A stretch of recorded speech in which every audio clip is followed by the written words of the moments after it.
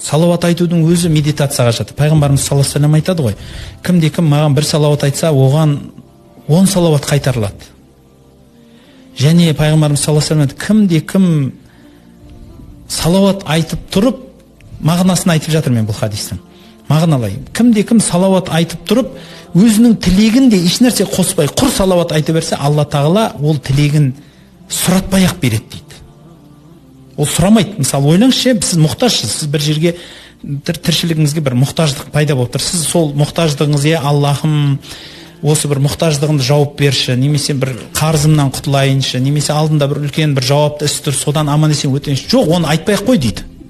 Соны айтпай-ақ, құр пайғамбарымызға беріліп, ана нәрсені жүрегінен алып таста, сөйтте салауат айта берші дейді. Сен соны табасың. Бұл пайғамбарымыздың уәдесі.